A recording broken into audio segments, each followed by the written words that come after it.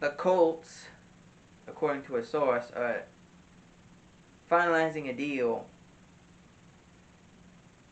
with former Eagles safety Rodney McLeod. He's a starter, a decent enough starter. You can see what the Colts are trying to do to build up that safety unit.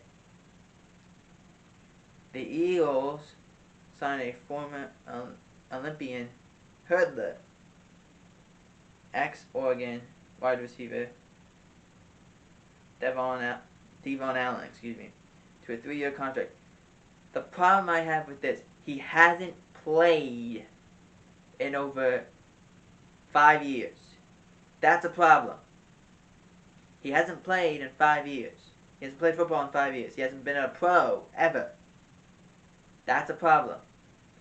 Problem that they have to fix and figure out, is he worth the time to be on this team? Now, wide receiver, you don't have much of a choice until you get to the draft. There is a few players out there. Julio Jones is out there. T.Y. Hilton is out there. In the draft, you get London, Burks, or Olave in the first round. That's absolute dynamite of a pick. But as of right now, Devon Allen is an Eagle until further notice. The Ravens re-signed defensive end Calais Campbell to a 2-year, $12.5 million contract that could be worth up to $16.5 million. What does this mean? Well, it means that they believe in Calais Campbell. He's not exactly what he once was, but he still gets pressures, he still finds a way to punch the ball out, and he still gets fumble recovers. He does everything you would want an aging veteran to do.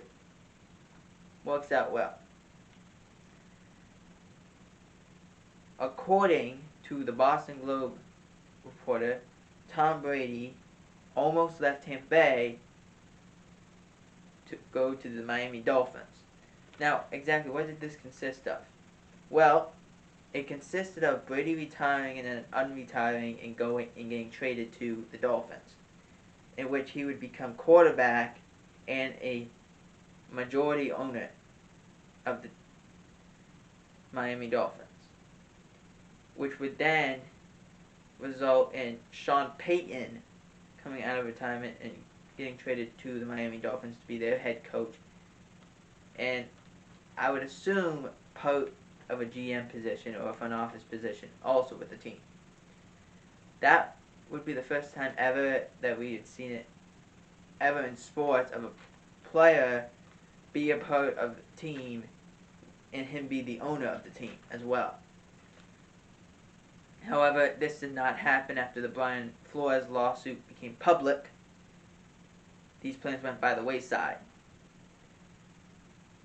Now, this could still be in play for next year. This still could be in play for next year because Brady becomes a free agent next year. What happened was when Brady signed with the Bucks, it was a 2-year contract, $25 million a year. After his first year, he restructured, added an extra year to it to move money within the 2 years. So instead of making $25 million, he was making, 17, 18 million, and making only about $7 million this year. In doing so, if he decides to leave and become a free agent, he could go to Miami and become owner and then become a player. That could all happen. Now, if that does happen, I hope they do trade Tua, because I don't think he deserves to be a part of something if he's not going to even get a chance to play and show, yes, I'm a number 1 draft choice and I'm a good player. Yeah, I guess he should be able to go where he wants, or be traded so he has a chance to go compete for the starting job. Some more Tampa Bay news. Rob Gronkowski announced that if he does return to the NFL, he's saying, I'm not committed to doing it as of yet, but he said, if I do return to the NFL, I'd want to only play for the Tampa Bay Buccaneers. Now he said this because, and I firmly believe this, he had said in the previous years past, the only quarterback he would play for is Tom Brady. When Tom left and went to Tampa, Gronk went with him. Got traded to go to Tampa. They won the Super Bowl together the first year. Second year doesn't go so well. Now, if he does come back, it's only going to be for Tom Brady. And if Tom leaves, you can only expect that Gronk would leave with him.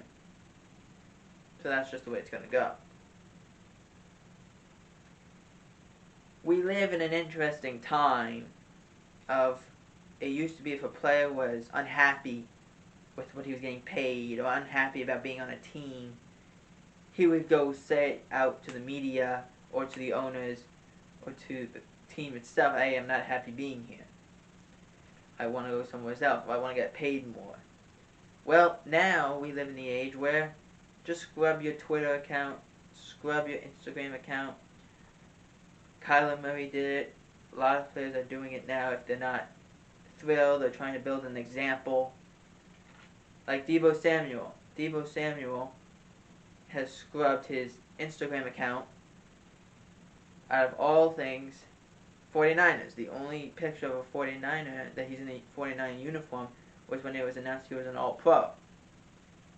All the other pictures are when he's not in a 49er uniform. It's when he's going to a stadium and he's dressed nicely and everything like that. Otherwise, he's not wearing his 49er uniform. His profile picture was of him wearing a 49er jersey.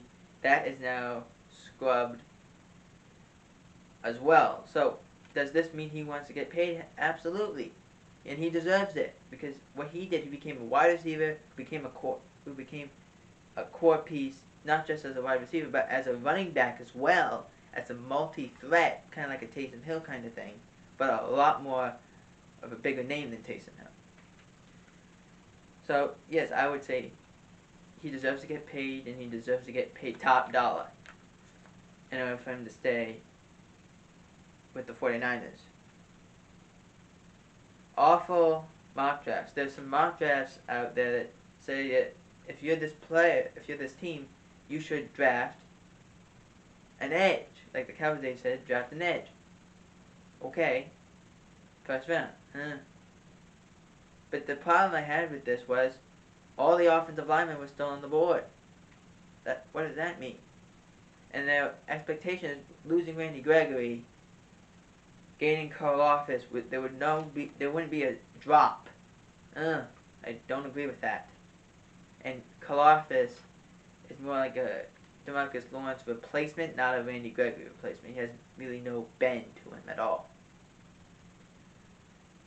So I don't agree with that. And then, so there's just some mock drafts that people don't think out loud. They don't think in their head of, well, this team really needs this, but let's give them this for no reason.